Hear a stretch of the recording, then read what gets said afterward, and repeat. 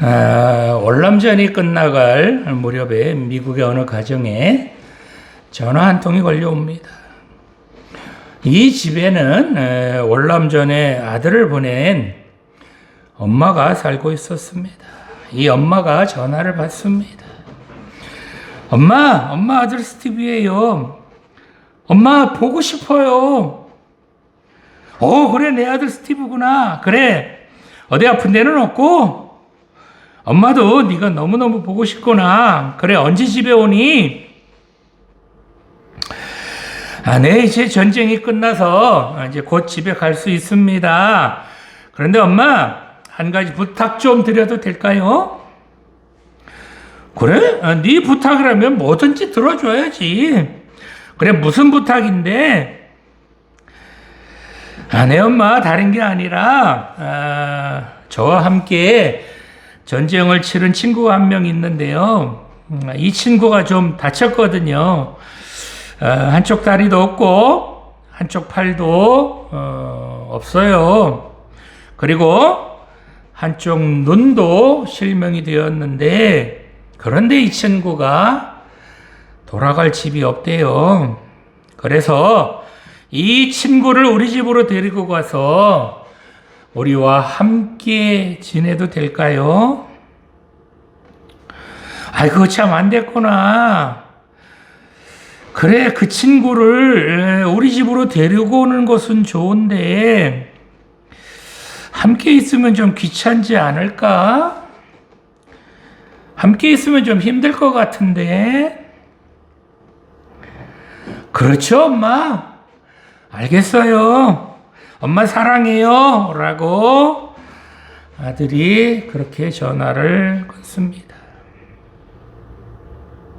그런데 며칠 후에 TV 뉴스에서 월남전에 참전했던 군인이 건물 옥상에서 떨어져서 자살했다는 그런 뉴스가 보도됩니다. 이 뉴스를 보던 엄마가 그만 깜짝 놀라고 맙니다.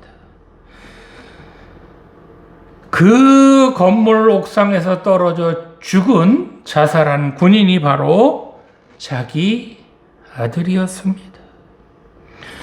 그런데 이 군인이 바로 한쪽 다리도 없었고 한쪽 팔도 없었고 그리고 한쪽 눈도 실명을 한 사람이었습니다. 엄마는 현장으로 달려가서 자기 아들을 끌어안고 그만 통곡을 했다고 합니다.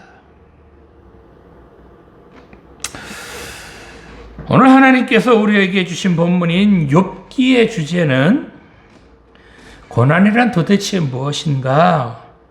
우리가 왜 고난을 당해야 하나? 그리고 어떻게 해야 우리에게 다가온 그 고난을 이길 수 있는지를 말해주는 책이 바로 이 욥기입니다. 오늘 본문에 나오는 욥은 어떤 사람이었을까요? 여러분 욥 하면 어떤 생각이 먼저 드시죠? 욥이라는 사람은 바로 고난받는 사람의 표본 같은 대표자 같은 그런 사람이 바로 이 욥이죠. 욥기 1장에 보면 이 욥을 이렇게 설명하고 있습니다. 욥은 순전하고 정직하고 악에서 떠난 의로운 사람이다 라고 소개하고 있습니다. 이 욥은 그 당시 엄청난 부자였습니다. 그런데 이 욥은 하루아침에 그 모든 것을 잃었습니다. 그 많던 재산과 그리고 10명의 자식들을 한순간에 잃어버렸고 뿐만 아니라 몸에는 악창이 나서 기왓장으로 자기 몸을 긁을 만큼 죽을 지경이 되었습니다. 자기 부인마저도 이 욥을 저주하고 맙니다. 자, 욥은 이렇게 자기에게 닥쳐온 이 고난을 어떻게 대처했을까요? 우리도 이 세상을 살아가면서 이런 고난을 겪지 않았으면 좋겠지만 누구나 고난은 당할 수가 있습니다. 건강한 사람도 고난을 당할 수 있고 부자라도 고난을 당할 수 있습니다. 젊었을 때에도 고난을 당할 수 있고 늙음하게도 고난을 당할 수 있습니다. 그런데 이렇게 고난을 당한 사람들의 그 고난을 대처하는 자세는 많이 다릅니다. 어떤 사람들은 자기에게 닥친 고난, 그 고난이 너무 커서인지 그 고난을 이기지 못하고 스스로 목숨을 끊는 사람들이 있습니다. 어떤 사람들은 자기에게 닥쳐온 그 고난 때문에 정신병자가 되기도 합니다. 그런가 하면 어떤 사람들은 이런 고난을 통하여 오히려 더 믿음이 굳건해지는 사람들이 있습니다. 어떤 사람들은 이런 고난을 통하여 오히려 더 복을 받는 그런 사람들도 있다는 것입니다. 자, 그러면 우리가 이 세상을 살아가면서 겪는 이런 어려움과 고난, 그런 것들을 이기려면 우리는 어떻게 해야 할까요? 어떻게 해야 우리에게 다가온 고난을 이길 수 있을까요? 아니, 하나님께서는 왜 우리에게 고난을 주실까요? 오늘 본문을 깊이 생각해 보며 함께 은혜를 나누고자 합니다. 자, 첫 번째로 우리가 고난을 당할 때 세상에서 방법을 찾지 말고 하나님만을 찾아야 한다는 것입니다. 본문 8절에서 9절 말씀 보겠습니다.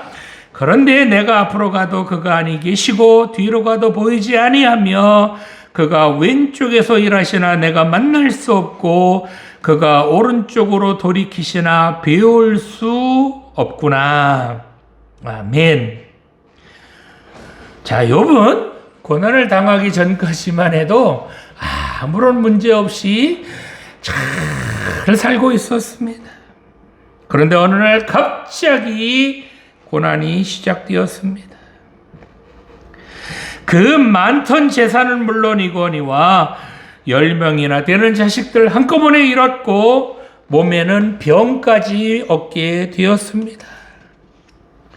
그런데 욥은 이런 고난이 왜 자신에게 일어났는지 알 수도 없었고 이해되지도 않았습니다. 정말 하나님 말씀대로 하나님 뜻, 하나님 말씀이라면 그 어떤 것보다 정말 정한 음식보다도 더 귀하게 그렇게 하나님 말씀을 지키며 살았는데 그렇게 하나님 말씀을 지키며 산 자기에게 왜 이런 고난이 다가왔는지 이해가 되지 않는 겁니다. 그런데 친구들이 찾아와서 위로한답시고 하는 말들이 이 욥을 더 힘들게 합니다. 이런 상황에서 욥은 이제 하나님을 찾습니다. 하나님께서 자기에게 왜 이런 고난을 주셨는지 한번 만나서 하나님께 따지고 싶어서 하나님을 이리저리 찾아봅니다.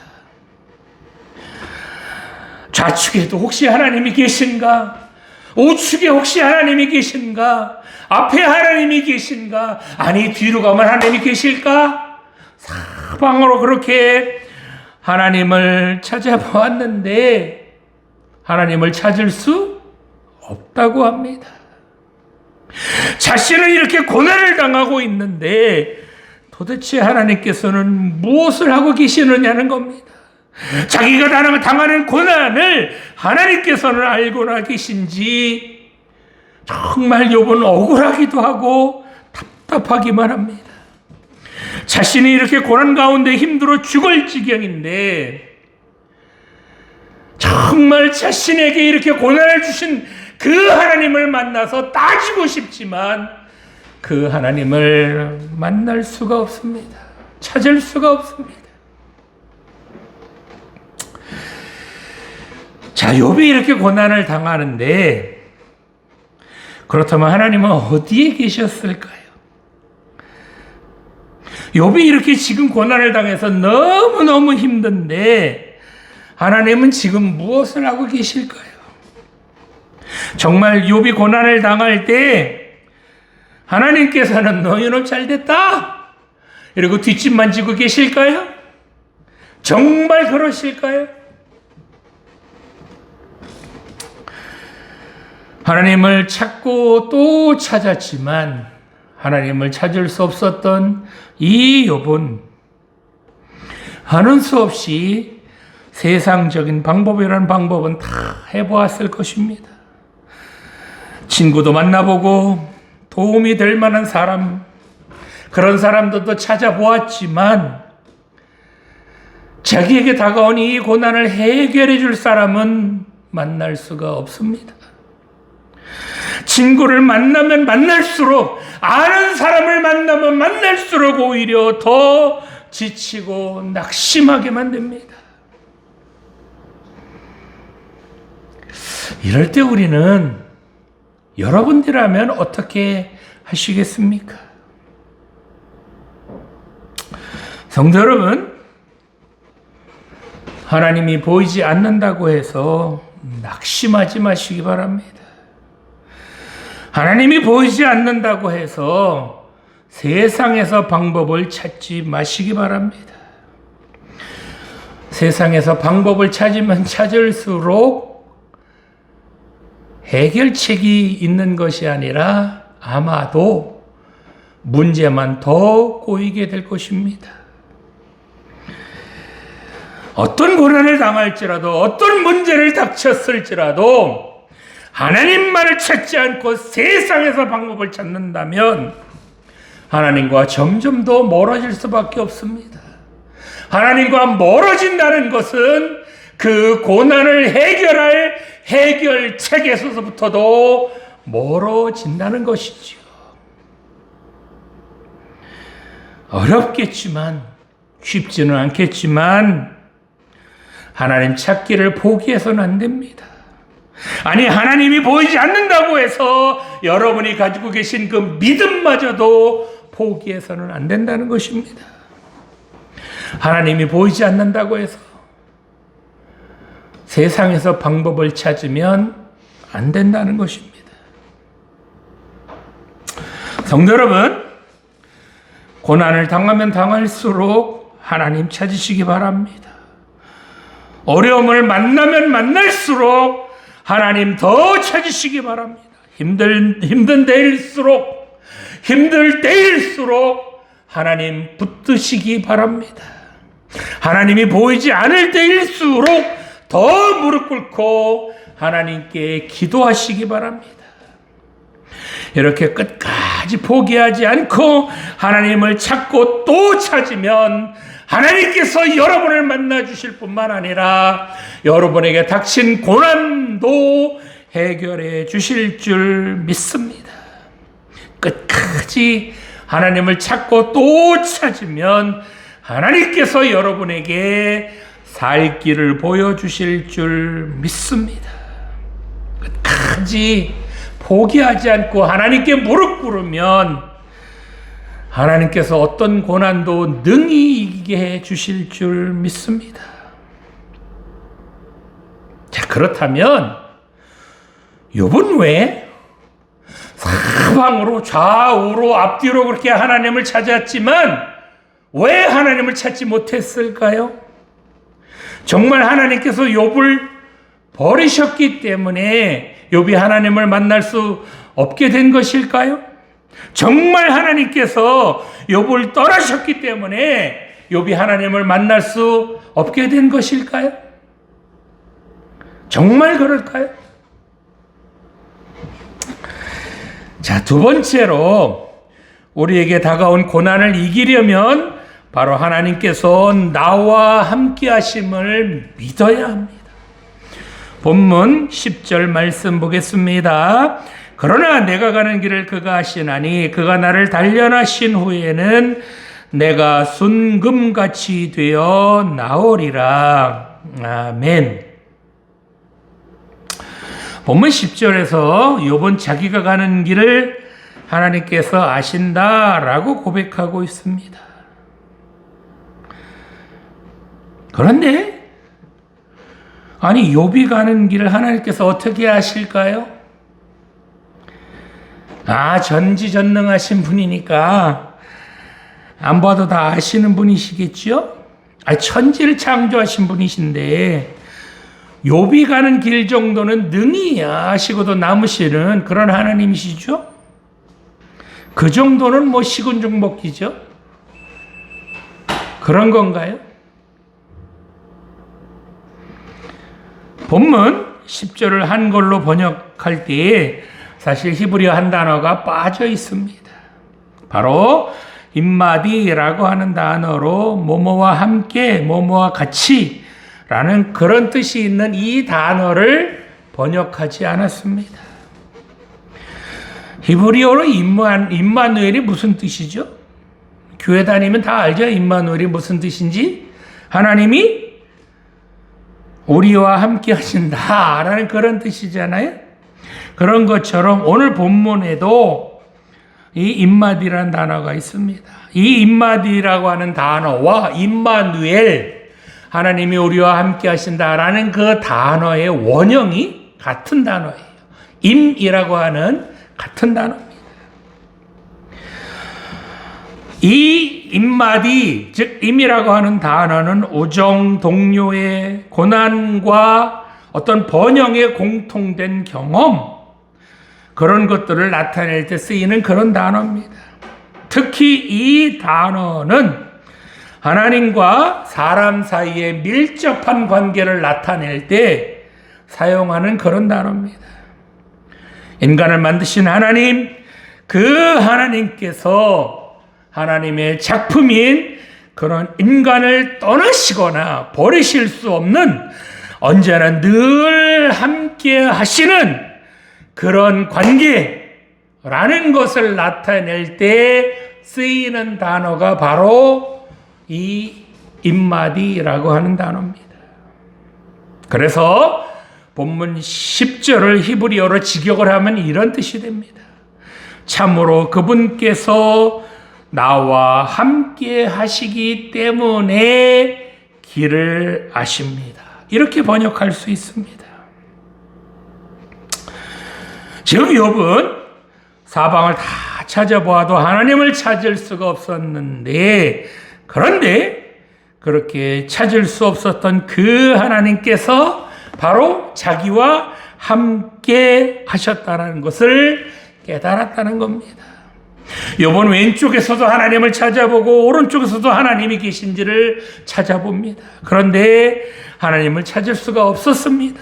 그래서 앞으로도 가보고 뒤로도 가서도 하나님을 찾아보았지만 하나님을 찾을 수는 없었습니다. 그런데 어느 순간 욥이 깜짝 놀라고 맙니다. 그렇게 찾아 헤매던 그 하나님께서 멀리 계신 것이 아니라 아주 자기와 가까운 곳, 즉 자기와 함께 계셨다는 것을 욥이 깨달았다는 겁니다. 자기가 고난을 당할 때 하나님께서는 그런 자신을 혼자 내팽겨쳐놓고 그런 자신을 내버리신 그런 하나님이 아니었다는 것을 깨달았다는 겁니다. 자기가 고난당해서 그렇게 힘들고 지쳐 있을 때에 자기를 모른 채 하신 그런 하나님이 아니셨다는 것을 욥이 깨달았다는 겁니다.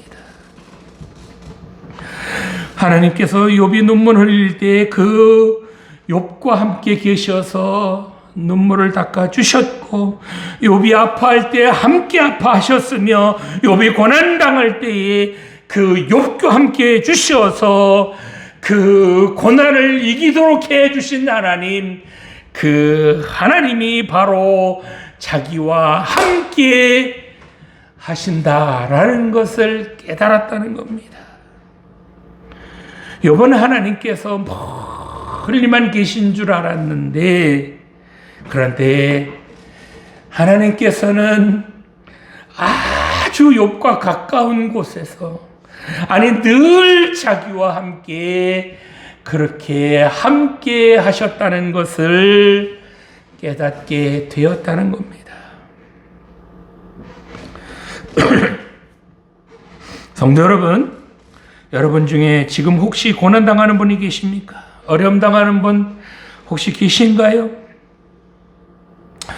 우리 하나님께서 여러분과 늘 함께 주시어서 힘 주시고 능력 주시어서 어떤 고난도 이기게 해 주실 줄 믿으시기 바랍니다.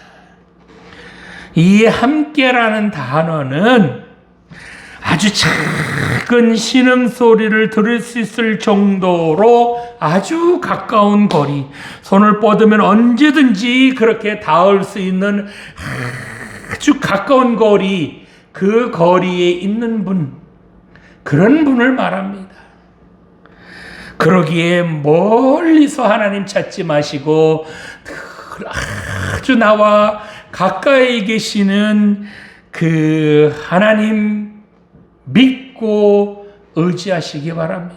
하나님은 여러분과 멀리 떨어져 계신 하나님이 아니라 여러분의 신음소리를 들을 만한 아주 가까운 거리, 여러분이 언제든지 손을 내밀면 그렇게 붙들을 수 있는 그런 가까운 거리에 늘 하나님이 함께 계신다는 사실을 명심하시기 바랍니다. 이런 하나님께서 늘 우리와 아주 가까운 곳에서 여러분들 지켜주시고 여러분들 보호해 주실 줄 믿으시기 바랍니다. 성도 여러분, 명심하시기 바랍니다. 여러분은 더 이상 혼자가 아닙니다. 우리가 힘들 때나 어려울 때나 아플 때나 괴로울 때나 슬플 때나 가난할 때나 늘 우리와 함께 해주시는 분, 그분이 바로 우리 하나님이시라는 것 믿으시기 바랍니다. 이 하나님께서 늘 여러분과 함께 해주시는 데에 무엇을 걱정하시며 무엇을 염려하며 사시겠습니까? 하나님께서 이처럼 우리와 함께 하시면 어떤 고난, 어떤 역경이 다가온다 할지라도 능히 이기게 해 주실 줄 믿습니다. 가까운 친구나 친척들은 행여 여러분들을 버릴지라도 하나님은 절대로 여러분들을 버리시는 그런 분이 아니시라는 것 명심하시기 바랍니다. 사람들은 정말 사랑하는 사람마저도 여러분을 떠날 수 있지만 하나님은 절대로 여러분을 떠나지 않으신다는 사실을 잊지 마시기 바랍니다. 하나님은 이처럼 언제나 늘 우리와 함께 하시는 분이시라는 것 잊지 마시기 바랍니다.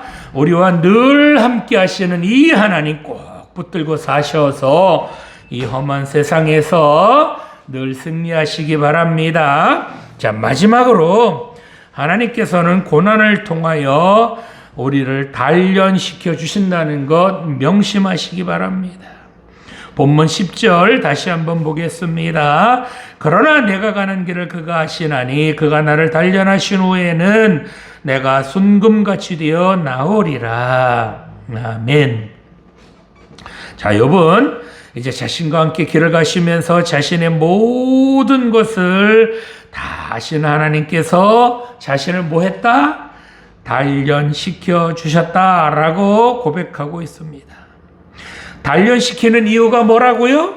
바로 순금처럼 되게 하시려고 단련시켜 주신다는 겁니다. 이 순금은요, 불순물과 섞여 있으면 빛이 나지 않을 뿐만 아니라 순금인지 알아보지 못합니다. 그러면 제값받지 못하겠지요. 그래서 더러운 때 그리고 불순물을 걸러내야 순금으로서의 가치가 있는 겁니다. 이처럼 이 순금에 묻어있는 더러운 때들, 불순물들을 걷어내려면 다른 방법으로는 이 불순물들을 제거할 수 없다고 그래요. 불순물들을 섞이지 않은 아주 순수한 100% 금을 얻으려면 반드시 뜨거운 용광로에 들어가서 그 뜨거운 불길을 견뎌야만, 그래야 100% 순수한 금을 얻을 수 있다고 합니다. 그렇습니다. 하나님께서는 이처럼 우리를 순수한 믿음의 사람으로 단련시켜 주시려고 고난이라고 하는 용광로에 우리를 집어넣으시는 것입니다. 우리 안에 떨어내고 불태우고 없애버리고 지워버려야 할 것들이 너무너무나도 많기 때문에 우리를 고난이라는 그 용광로에 집어넣으시는 겁니다. 여러분 스스로 죄 더러운 때 여러분에게 있어서는 안 될 것들 여러분 스스로 떨어낼 수 있습니까? 못하잖아요. 그러니까 어떻게 하는 거예요? 하나님께서 고난이라고 하는 그 용광로에 여러분들 집어넣어서 여러분에게 있어서는 해로운 것, 여러분에게 있어서는 여러분 생명을 앗아갈 수 있는 그런 것들을 다 제거하기 위해서, 그래서 고난이라고 하는 용광로에 집어넣으신다는 겁니다. 이 고난이라고 하는 용광로에 들어가야 이런 불순물들을 걸러낼 수 있기 때문에 우리를 하나님께서 어쩔 수 없이 이 고난이라고 하는 용광로에 집어넣으시는 겁니다.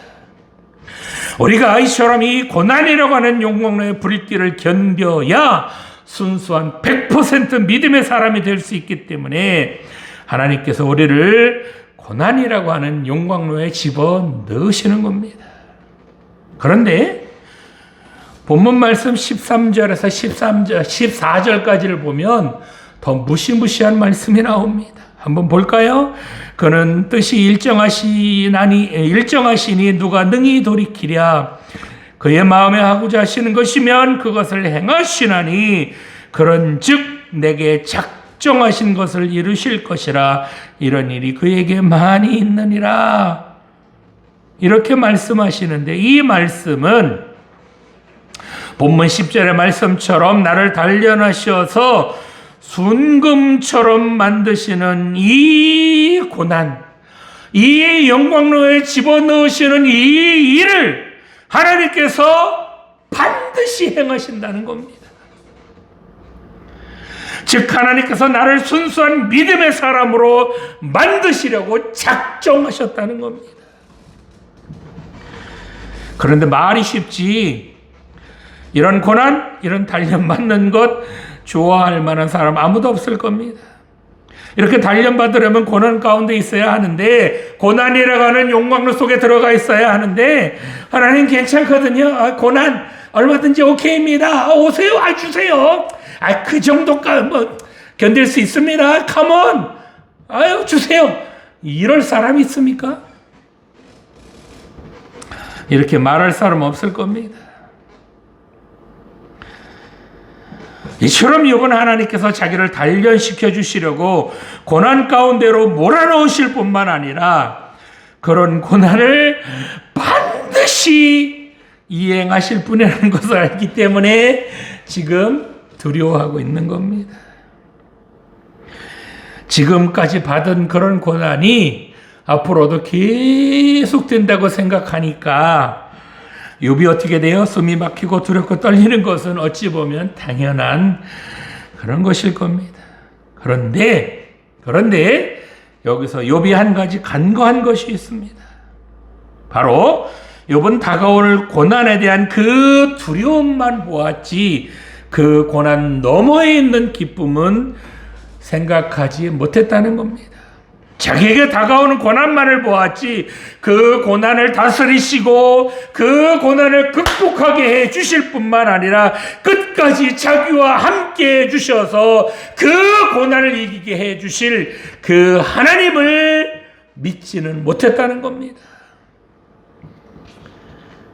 욥은 하나님께서 주시는 고난이 자기를 힘들게 하고 망하게 하려는 그런 것이 아니라 하나님께서 멋진 믿음의 사람으로 만들어 주시려는 하나님의 놀라운 계획이라는 것을 그만 깜빡하고 말았다는 겁니다.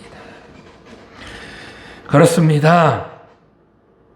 우리에게 고난이 다가올 때 그 고난만 바라보면 두렵고 떨려서 아마 실패하고 말 겁니다. 그러나 그 고난을 통하여 나를 단련하시는 하나님을 믿고 나가기만 한다면, 그러면 어떤 고난이든지 다 이기게 해 주실 줄 믿습니다.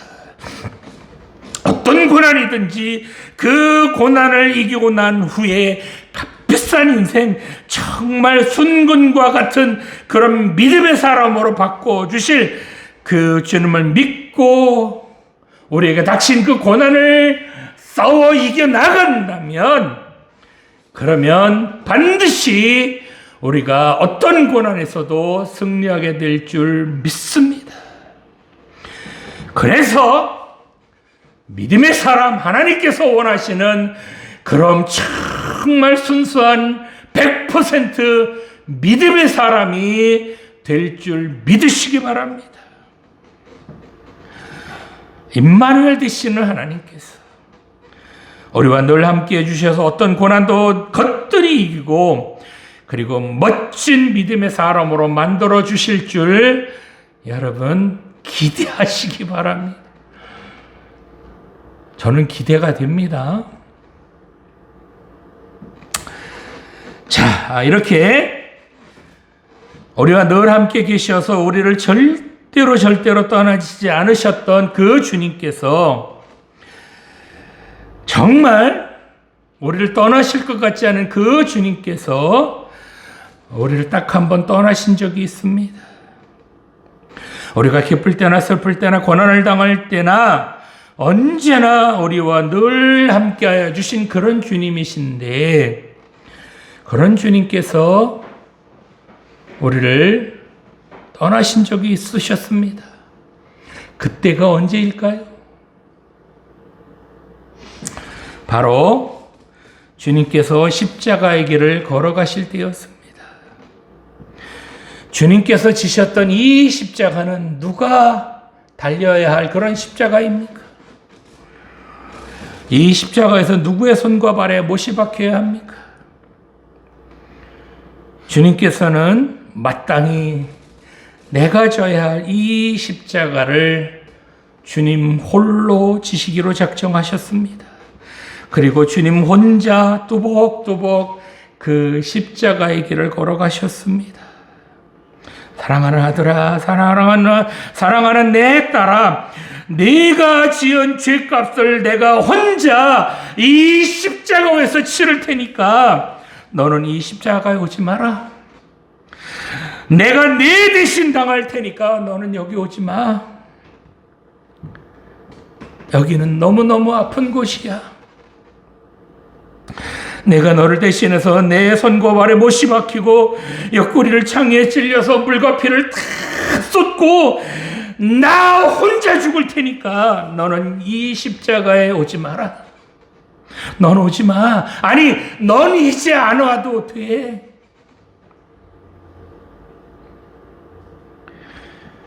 이렇게 말씀하신 주님께서는 십자가 위에서 쓸쓸하게 홀로 피를 흘리시면서 우리를 대신해 죽으셨습니다.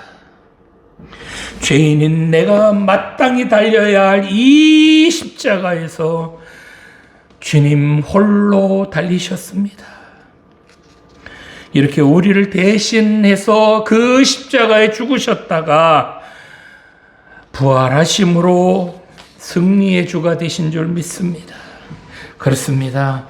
주님께서 이 십자가를 홀로 지신 것은 우리와 영원히 함께 하시려고 우리를 잠시 떠나신 것입니다. 이렇게 주님께서 십자가에 달리셔야만, 그래야만 우리와 영원히 함께 하실 수 있기 때문에 그 고통의 십자가를 홀로 지신 것입니다. 이처럼 그 고통의 십자가를 지신 그 주님 때문에 우리가 이제 영원히 주님과 함께 있게 된 줄 믿습니다. 성도 여러분, 행여 고난 가운데 계신 분 있습니까? 어려움 당하는 분들 계십니까? 히브리서 2장 18절 말씀을 보면 그가 시험을 받아 고난을 당하셨은즉 시험 받는 자들을 능히 도우실 수 있느니라 라고 말씀하셨습니다. 우리를 만드신 하나님께서 여러분들이 당한 고난 그냥 내버려 두실 리가 있겠습니까? 우리 하나님께서 여러분들과 함께 해주시어서 여러분들이 당하는 고난 반드시 이기게 해주실 줄 믿습니다. 그렇습니다. 우리 귀를 만드신 분이 어찌 우리 기도를 듣지 않으시겠습니까? 우리 눈을 만들어주신 분이 어찌 우리를 살펴주시지 않으시겠습니까? 우리 손을 만들어주신 분이 어찌 우리 손을 붙잡아 주시지 않으시겠습니까? 우리 발을 만들어 주신 그 하나님께서 어찌 우리 길을 인도해 주시지 않으시겠습니까? 우리의 작은 신음에도 응답해 주시는 하나님, 그 하나님이 바로 우리 아버지 하나님이신 줄 믿습니다. 우리 주님께서 이 땅에 오실 때 그 이름을 뭐라고 지으셨죠? 임마누엘이라고 그렇게 지으셨잖아요. 오죽하면 내가 너희들과 함께 있다. 걱정하지 말아라. 오죽하면 이름마저도 그렇게 지으셨겠습니까? 성도 여러분 누구와 함께 이 거친 세상 살아가시겠습니까? 누구와 함께 가시렵니까? 바로 우리 주님 손 붙들고 그렇게 이 세상 살아가시기 바랍니다.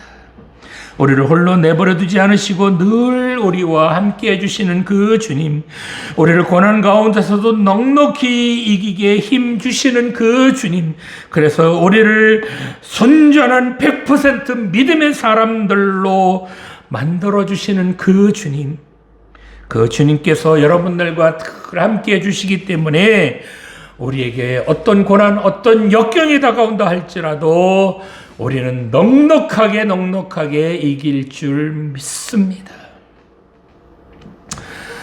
오늘 본문 23장 10절 말씀으로 설교 마치겠습니다. 그러나 내가 가는 길을 그가 아시나니 그가 나를 단련하신 후에는 내가 순금같이 되어 나오리라. 아멘. 기도 드리시겠습니다. 살아계신 하나님 아버지, 우리가 고난당할 때 세상에서 방법 찾지 말게 하여 주시고 하나님 먼저 찾게 하여 주시옵소서. 우리가 고난당할 때 먼저 하나님께 무릎 꿇게 하여 주시옵소서. 하나님께서는 멀리 계신 분이 아니라 바로 우리와 늘 함께 하여 주시는 분이심을 믿고 살아가게 하여 주시옵소서. 비가 오나 눈이 오나 우리가 어떤 고난을 당하든지 늘 우리와 함께 계셔서 그 고난을 이기게 해 주실 뿐만 아니라 그래서 순수한 믿음의 사람, 100% 순수한 믿음의 사람이 되게 하여 주실 줄 믿습니다. 우리가 당하는 고난은 그저 고생하라고 주시는 그런 고난이 아니라 우리에게 버려야 할 것들, 포기할 것들을 다 없애버리시려고 우리에게 그런 고난 주시는 줄 믿습니다. 우리가 고난당할 때 우리에게 있어서는 안 되는 것들 빨리빨리 떨어버리게 하여 주시어서 100% 순수한 믿음의 사람들 다 되게 하여 주시옵소서. 주님께서 이 땅에 오신 것은 죄인인 우리를 구원해 주셔서 우리와 영원히 하나님 나라에서 함께 주시려고 그렇게 우리를 대신해서 십자가를 지신 줄 믿습니다. 이 주님께서 지금도 우리와 함께 계시고 앞으로도 영원히 우리와 함께 주실 줄 믿습니다. 이 험한 세상 살아가면서 늘 우리와 함께 하여 주시는 그 주님만 붙들고 살아가게 하여 주시옵소서. 감사드리며 예수님 이름으로 기도드립니다.